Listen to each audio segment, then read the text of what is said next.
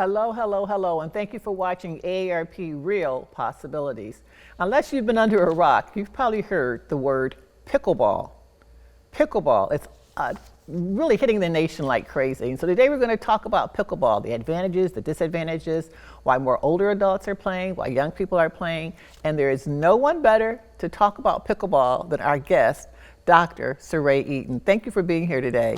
Oh, you're welcome. I'm excited to be here to talk about pickleball. Well, you are the perfect guest for this episode because not only are you a retired medical doctor, but you are an avid pickleball player. So you can answer all of our questions regarding pickleball. Well, I hope. First of all, how did you get connected with pickleball? I mean, you have so many, you do golf, you do a lot of things, but you seem to be a real advocate, a real avid pickleball player. How and why? Yeah, it started several years ago at the Y, actually, the YMCA. I went to work out and I walked past the gym and I saw some people playing this game. And I stopped and waited a minute and I said, "Can I play?" And they said, "Sure." And the rest is history. Really? Yeah. And what's so special about it? I mean, there are more people playing pickleball. As a matter of fact, I read the other day that they're thinking about making it one of the Olympic sports.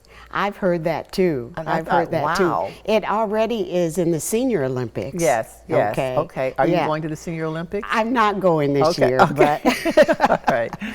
And but you know, it's a game that I think anybody can play compared to like tennis or some other games. You don't need a lot of skill. And it is addicting after a while. After you get to playing it for a while, you just, want to continue to get better and play more. There's so many advantages.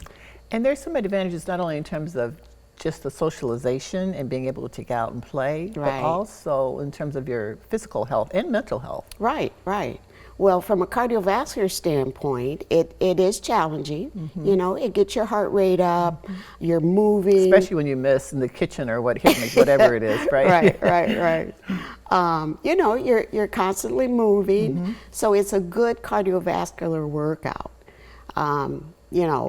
Some people walk, some people, do other cardiovascular activities, but pickleball kind of marries the cardiovascular with the fun. Okay. And there are tournaments all over Michigan, pickleball tournaments. All over the country. All over the country, yeah, absolutely. Even ARP has pickleball, paddleball covers or whatever they're called. Oh, they covers. do? Yes. Well, you have to get me one. Absolutely. Absolutely, we'll have to get you one. But young people are playing now too. At first it was, I thought of it as sort of like shuffleboard. Oh, and it's not, because you only heard about older adults playing. Yes. But it seems as though it's caught on with young people as well. As Sadie Shattuck in our office, plays pickleball, and she's like not even hardly 18 yet. She's so young. In fact, even in the high schools, they're introducing pickleball. Yesterday I played, and there was a family, mother and father, and their two little kids. They must have been 5 or 6 years old.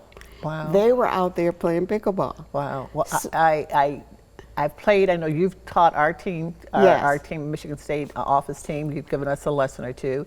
And I think like 4 or 5 of the folks that were in that are continuing to play as a result of that. So it must be something contagious, as you said, about being out there and playing. Yeah. But you said it doesn't require a lot of skill. There are different skill levels, right? Yeah, the court's smaller than tennis. People compare it to tennis sometimes. The courts are smaller. You have a paddle instead of a racket. You're up more at the net. You have a partner generally, although you can play singles, but generally you have a partner.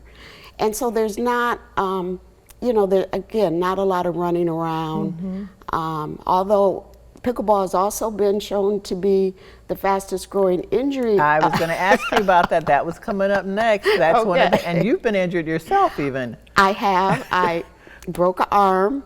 Oh my goodness. But I learned from that.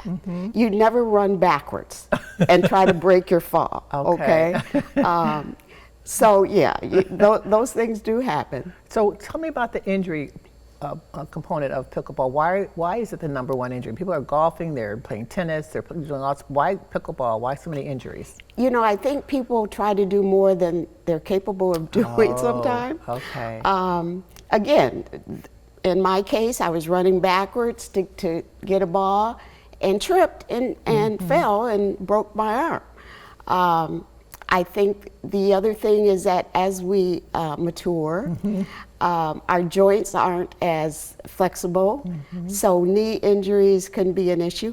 I actually play with a person who's had both knees and both hips replaced, and she's still out there playing pickleball. Wow. That's just how endearing it is to her. Well, Yeah. I have some friends who are extremely competitive, and they play pickleball. I mean, they are very, very competitive people, and they love pickleball. So it must have something to do with how competitive you want to be, or the skill level that you want to. I mean, Charlie Well, there's Kramer, different John levels O'Leary. of pickleball. Oh, okay. It starts at 1.0 as a beginner. Okay. And it goes to 5.5. Those are Okay. the professionals. Okay. Okay. Okay. Where are you?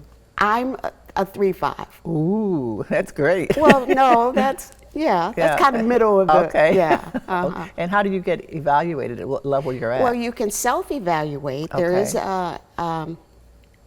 places online that you can go to and self-evaluate in terms of do you return the serve deep? Do you, you know, can you dink? Dink is a term we use when you're up at the net.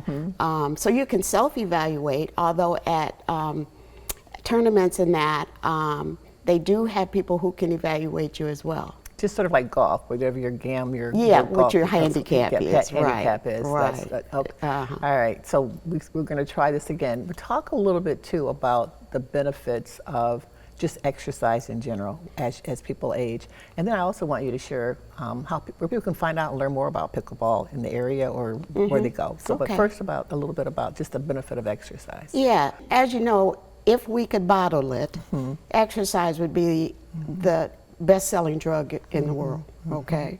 So we all need to exercise as many days as possible. Every day is really ideal. If you can So do that's something. 3 times a week, 30 minutes that's something. Yeah, and it doesn't have to be pickleball. I mean, you know, right, just- walking, whatever, you know, float your boat, so to speak. But yeah, pickleball, not only pickleball, but exercise in general. When, you know, AARP also has a real concern about dementia. And when we talk about the 6 pillars of brain health, we talk about exercise, we talk about socialization, we talk about stress reduction, and that all encompasses pickleball. Okay. Okay, you meet people that you didn't know. You laugh. You know. You develop relationships.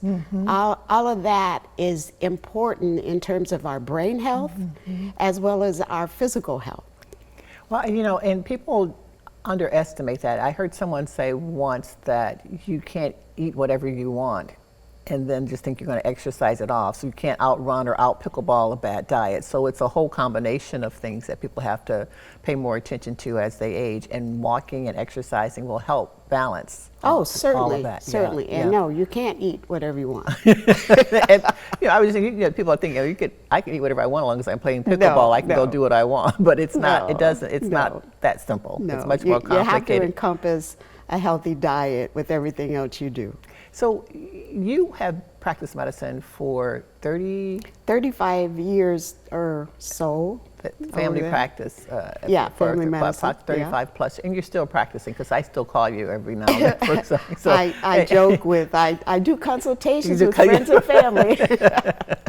and no charge. That's the best part. But for 30, why did you get out of? What did you see in medicine? Why did you get out of medicine, and what did you see in medicine that concerned you most, and how is it changing from when you first started to today? What's different? Oh, it's changed tremendously in terms of the what they put on the physicians. The time limits is one. There's a lot that you have to do in terms of crossing crossing your T's and dotting your I's and making sure that all those things are done, as opposed to actually taking care of the patient, as opposed to making sure that you did something that is necessary for billing purposes. Okay. And it's stressful, it's stressful that, I'm a people person. Right. And I was always running behind because I took more time than, the 15 minutes or whatever that oftentimes was allotted. And the documentation that is needed today takes a lot of extra time outside of just your patient interaction. Okay, what you have to do after you see, I was, 37 years is a long time. Yeah, too. Yeah, a long time. So as people think about playing pickleball, what kind of physical exam, what do they need to know whether or not they're ready or they're able to get out on that court? Because we may have excited someone about playing and now they're saying, I think it's important ready. that you are in good health, that you do see your primary care physician and say, I'm interested in, playing pickleball or whatever sport you want to entertain. And make sure that you are in good physical condition to do that. Just recently, I had an incident at our court where an 87-year-old man came. He had never played pickleball.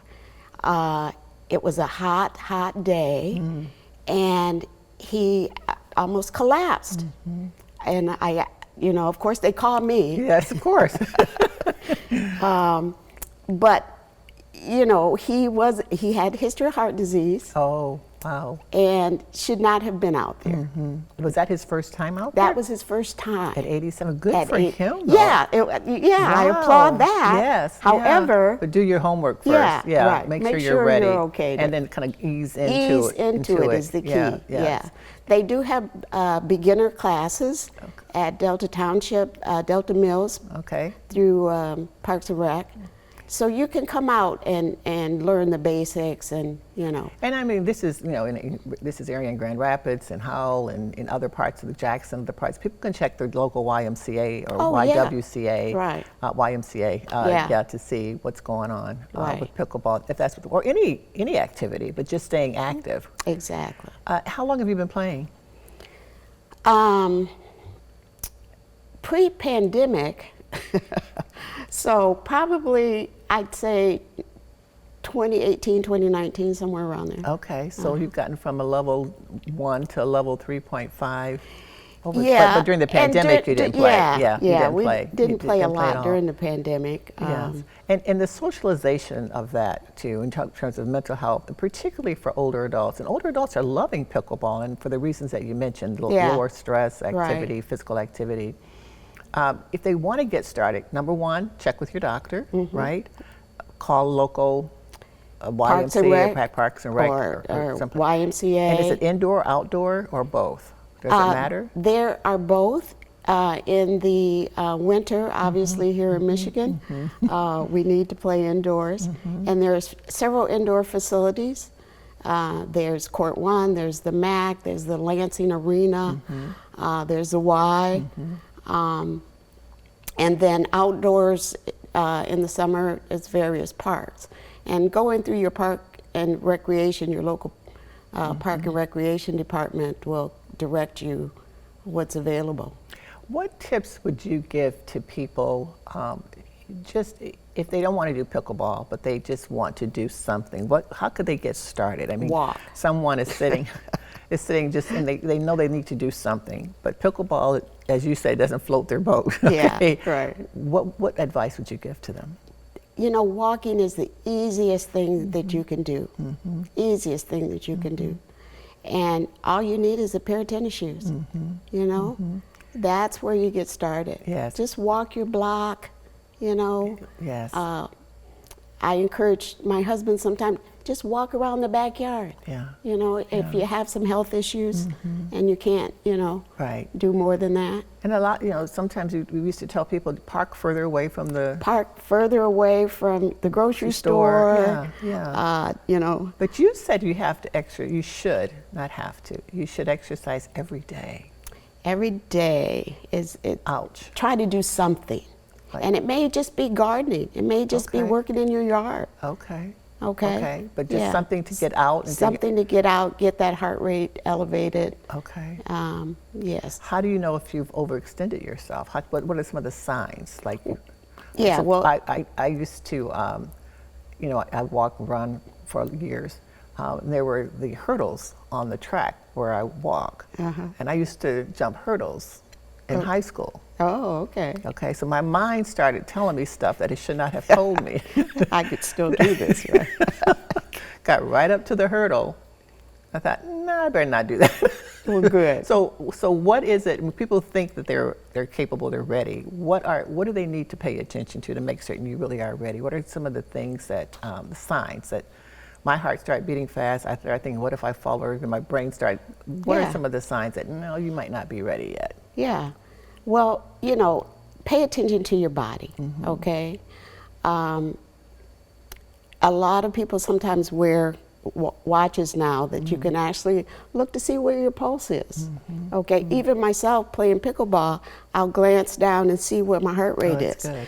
And I'll stop and take some deep breaths. Okay, that's and good. and bring it down. That's good. You know, with the heat that we've had this summer, that's particularly important Yes. in terms of whether or not you're sweating profusely or not. Okay. It's more dangerous if you're not. Yes, it is. And again, the heart rate, knowing, you know, your limitations. Do you have kind of a bad knee? Maybe I, you know, can't jump that hurdle anymore. You know. I can, but I didn't. Yeah, okay. So, you know, paying attention to your body, know your limitations. What's your heart rate? What's a normal heart rate? For someone that's active, it could be, you know, 60s to 70s. Okay. Usually when you get into the 90s or above, that's a little fast. Okay. You know? Yeah. And so the watch is one way to do that. If you don't have one of those fancy watches, what else? What are some of the other signs that you might be in a little bit of? You can just put your hand on your heart. Yeah. And you feel it. You can feel it. Yeah, you don't need a watch. You don't need to know the exact number. Right. Yeah. And not let your mind play games with you that you can still do it or you want to be competitive, like the 87-year-old gentleman Yeah, may yeah. have. He wanted to play pickleball, Yeah, but yeah. he wasn't ready. Yes, Yeah, So listen to you, as you said, listen to your body, listen to your mind. body. Do you have a regular exercise routine that you do that you'd like to share with us? Anything you do every single day? I stretch. Okay. Okay. I stretch every single That's day, so which is so important for whatever activity you're going to Flexibility, do. everything. Okay. I play pickleball about 3 times a week, Wow. Yeah. and I golf twice a week. That's every day. And Something every day. then walking in between. All right. So the stretching. Talk a little bit. We've got like about a minute and a half left. Talk a little bit about the stretching and how important that is.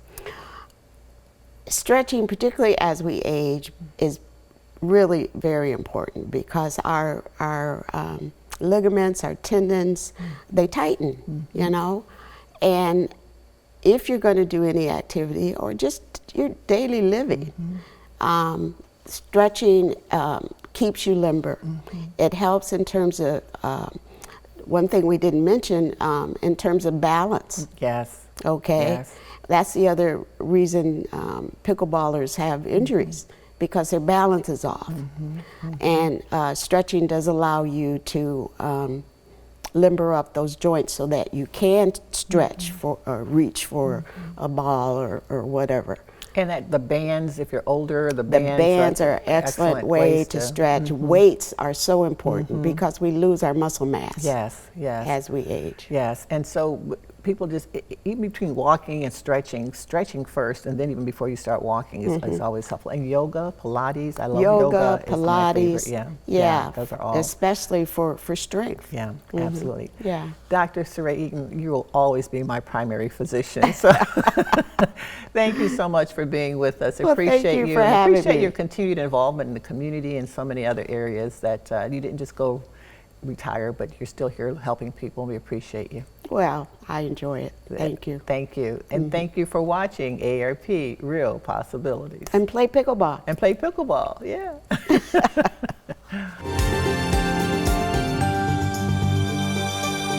Elder law, long-term care. David, tell us, in your 33 years of experience, what we need to know about long-term care and or elder law. Yeah, so Paula, the key is elder law is not just about when you get old. It's focused on what happens as we age. And the sad reality of it, the joyous reality of it, the simple reality of it is most of us will need long-term care. Federal government says 70% will need 3 years, 20% will need 5 years. Okay, so it's a real thing. Everybody wants to avoid probate, save taxes, get it to the kids. Well, that doesn't happen if you've gone broke doing long-term care. And that's exactly what elder law is focused on. How do we make sure that you get back some, not all, but some of what you paid in? And elder law is designed to structure your legal life in such a way that you don't go broke in real life, okay? So at what age should you start thinking about long-term care and or elder law? I would say when you're a teenager, but that's my opinion. For most people, I would agree with you. For most people, 60 is seems to be the right age. We have people in their 50s. And So I have a little time. yeah, you have a little, that's right. Well, but you know, I've got folks in their 80s who they're like, oh, I don't want to rush this. I'm like, what? You're not rushing anything, you know. So the number one thing people need to do is contact an elder law attorney and ask the right questions. Thank you, David, for being with us. We appreciate all that you're doing. And again, visit the website if they want more information, correct? Right. Thank you, Paula. Thank you. Sleep, more sleep. We need sleep. Dr. June, how do we get more, better quality sleep? I wish I could answer that succinctly and sweetly, but sleep is different for everyone. A lot of people are under the idea that everyone needs 8 hours of sleep. Now, some people do need 8, but other people need 10. Some people need 3. So everybody's body is different. Really a good measure of that is, are you functional during the day? Are you falling asleep during the day? You're looking for naps all day long. You're probably not sleeping very well. You should talk to a sleep specialist about this or your primary care. A lot of the things we get over the counter, like melatonin and other things, are good temporarily, but they're terrible long-term medications because it starts messing with the quality of your sleep. Unfortunately, a lot of people use anti-anxiety drugs, which can be addictive for sleep. They use hypnotics, which is a class of drug which doesn't give you particularly good sleep, although it makes you pass out. Some people, unfortunately, use alcohol, which is definitely a sedative. And that's pretty common to help people take the edge off their day so they can sleep. But again, it really erodes the quality of sleep.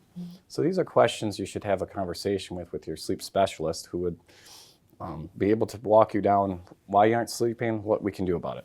And it's not a one size fits all. So No. people need to, and you don't want to get addicted to any type of sleep aid. Unless you absolutely need this for survival, I would say try to avoid addictive medications, especially for sleep.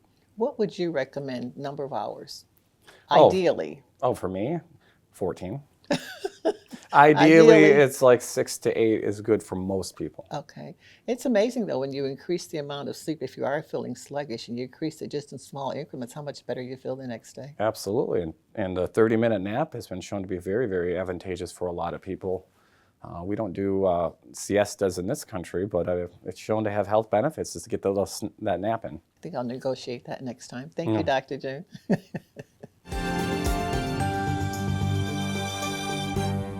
CATA's regional mobility solutions can help seniors seize the day. Hear what riders and community leaders have to say about the value CATA brings to the lives of aging adults. CATA and Ready Ride have been wonderful with my services I need.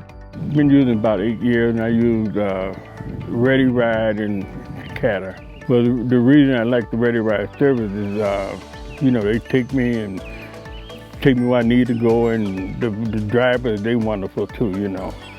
They let the ramp down and I ride on, and they raise me up and I ride on, they strap me in. If I have extra bags or whatever, you know, they're always willing, you know, to take them to the door. They never go in, set them outside, you know, and all that. And then they always conversational with them, you know. You know, we just talk about everything, you know. I'm a veteran. Went to the military in 1967. Went to Vietnam, you know, did my time over there, came back. If I had to do all over again, would do it. For serving my country, you know. Yeah, just learned I could ride, you know, without paying now, you know, which is wonderful. Yeah, I appreciate it. I ride free because I'm a veteran. I use CATA 3 or 4 times a week. I use Ready Ride mostly. Sometimes go shopping. I ride free, and I appreciate that. Well, that's really something I don't have to pay to get on. Then I know that I can call them up, and they're pretty good about being punctual and stuff like that. I'll say that. It's very important that I ride with them because of CATA. I can do that. I'm independent.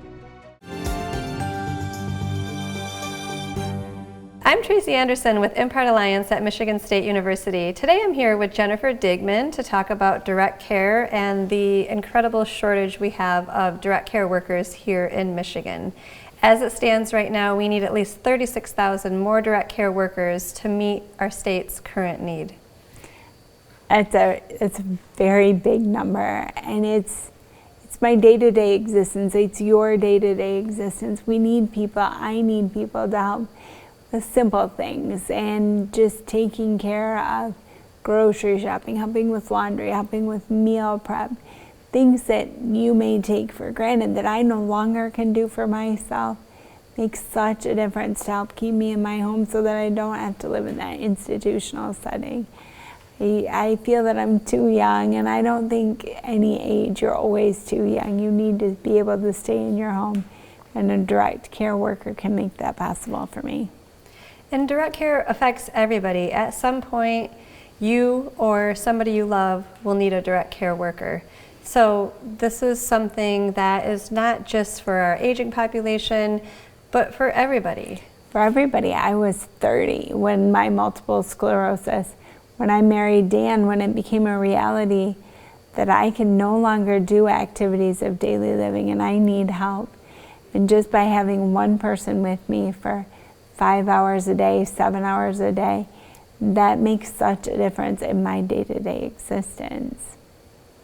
And oftentimes people don't even realize there's a shortage until they themselves are looking for a direct care worker. If you had a message for our legislators, what would it be? Continue funding, keep me in my home. Thank you, Jennifer. To learn more about Impart Alliance and our advocacy around direct care, please visit our website at impartalliance.msu.edu.